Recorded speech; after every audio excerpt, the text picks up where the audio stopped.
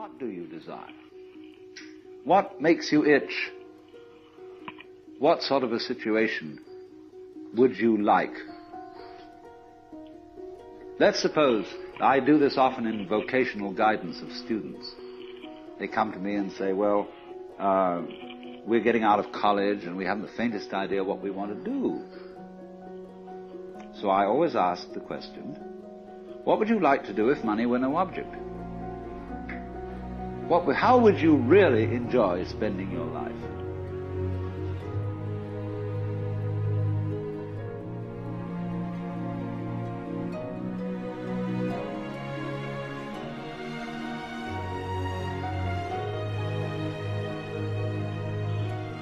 When we finally got down to something which the individual says he really wants to do, I will say to him, you do that.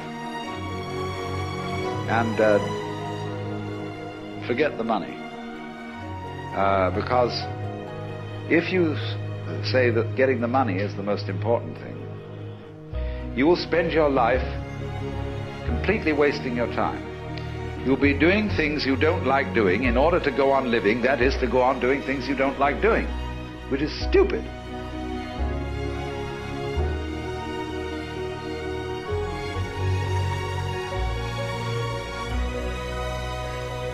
Better to have a short life that is full of what you like doing than a long life spent in a miserable way.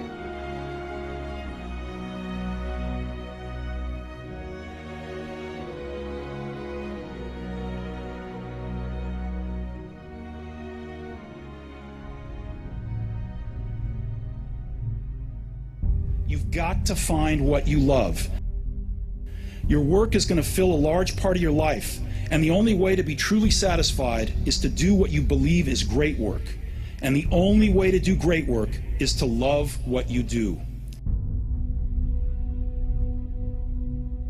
If you haven't found it yet, keep looking and don't settle.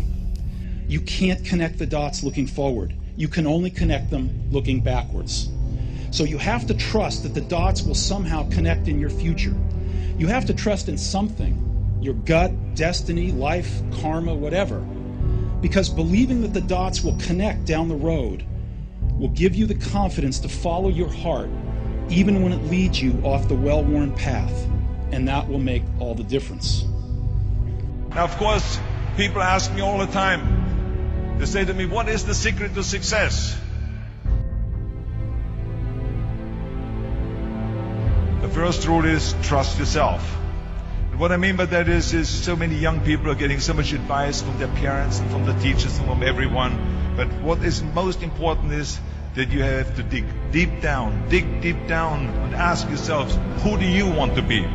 Not what, but who. And I'm talking about not what your parents and teachers want you to be, but you. I'm talking about figuring out for yourselves what makes you happy, no matter how crazy it may sound to the people.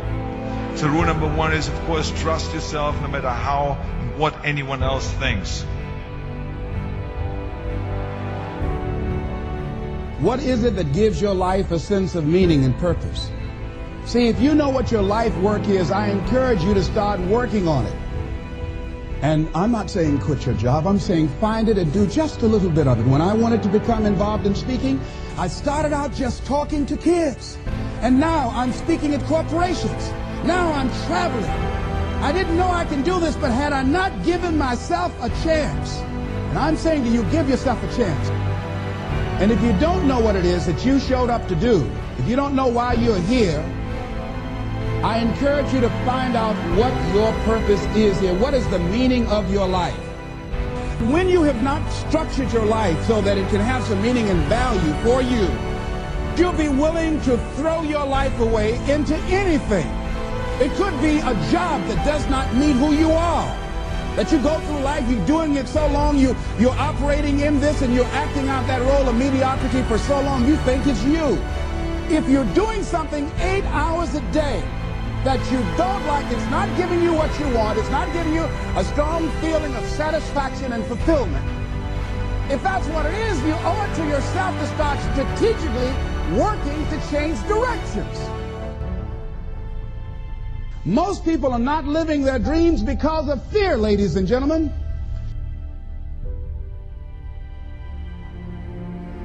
You're going to make some mistakes. The person who has never made a mistake hasn't done anything. The fear of loss is another thing. Many of us don't act because we want other people's approval. We want everybody to like us and to accept us. And that's not possible. There's some necessary losses in life. When you decide acting in your best interest, you're going to lose some friends. Everybody's not going to approve of you. And so what I'm saying to you is that as you begin to look out on your life, this is challenging. This is not easy acting. Have you resigned yourself to a life feeling that nothing can be done to change your future or your circumstances? Have you been afraid to try something different because you're afraid of how people will react to you or what they will think? See, that's how most people are spectators in life. You don't want to be a spectator. You want to get out in the field where the action is, and you will be amazed. After the struggle, there will be a calm period, and things will begin to click for you.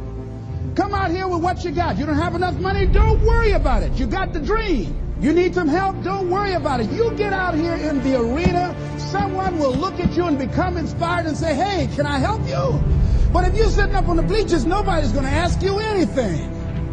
Many of us have genius within us. But when it comes to us, when it comes to using our genius in our own behalf, taking a chance with our own creativeness, acting on our own dreams and ideas, somewhere along the line we get paralyzed. We find some reason not to do it.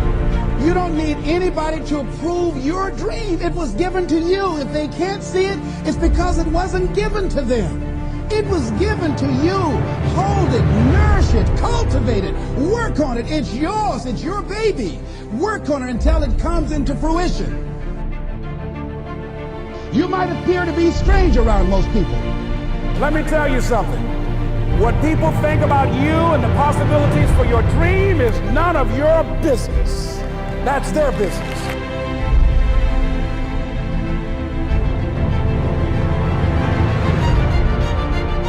Live your life now. Live your dreams now.